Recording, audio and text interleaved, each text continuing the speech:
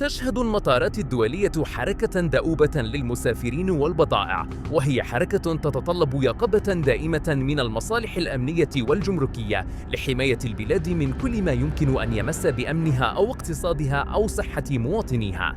وفي هذا الإطار تبرز جهود مصالح الجمارك الجزائرية بالمطار الدولي، وعلى رأسها مطار هواري بومدين الدولي، التي تمكنت خلال الفترة الأخيرة من حجز كميات معتبرة من المواد المحظورة والقطع الحساسة التي حاول بعض المسافرين تمريرها بطرق غير قانونية. ومن بين أبرز الحجوزات المسجلة قطع أثرية نادرة وعاج الفيل المصنف ضمن التراث المحمي، والتي كانت موجهة للتهريب إلى خارج الوطن.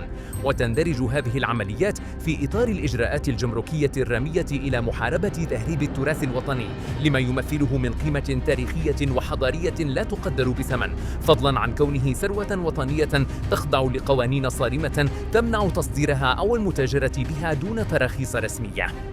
ولم تقتصر الحجوزات على القطع الأثرية فحسب، بل شملت كذلك معدات وأجهزة خطيرة من شأنها المساس بالأمن الوطني، فقد تم حجز أسلحة نارية وبيضاء وأصفاد وقيود، إلى جانب كاميرات مراقبة متطورة وأجهزة كشف المعادن وطائرات مسيرة احترافية قادرة على تغطية مساحات واسعة واستعمالها في أغراض التجسس أو التعدي على الخصوصية.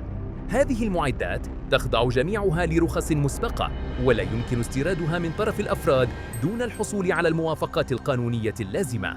كما شملت الحجوزات هواتف نقالة مستوردة بكميات تفوق الحاجيات الشخصية للمسافرين، إذ ينص القانون على السماح بجهازين فقط لكل مسافر.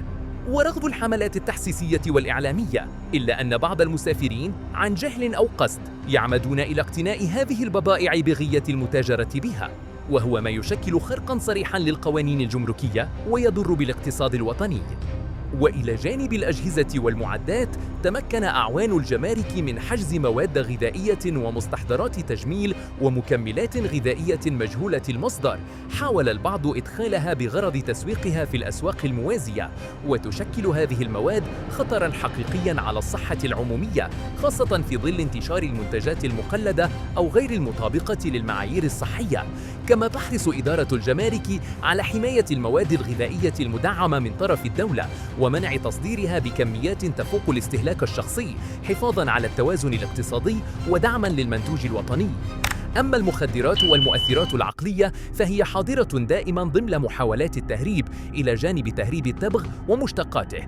ويتم الكشف عن هذه المواد بفضل التنسيق المحكم بين الوسائل التقنية الحديثة كأجهزة سكانر والعنصر البشري المتمثل في أعوان الجمارك، إضافة إلى الكلاب المدربة التي أثبتت فعالية كبيرة في شم وكشف الممنوعات بمختلف أنواعها. وتعكس هذه العمليات اليومية الجهود الكبيرة التي يبذلها أعوان الجمارك الذين يعملون في صمت بعين على الحقائب وأخرى على أمن البلاد، فهم يشكلون خط الدفاع الأول في مواجهة الغش والتهريب، ويساهمون في حماية صحة المواطن وصون الاقتصاد الوطني والحفاظ على مداخيل الدولة في مهمة وطنية تتطلب اليقظة والمسؤولية العالية على مدار الساعة.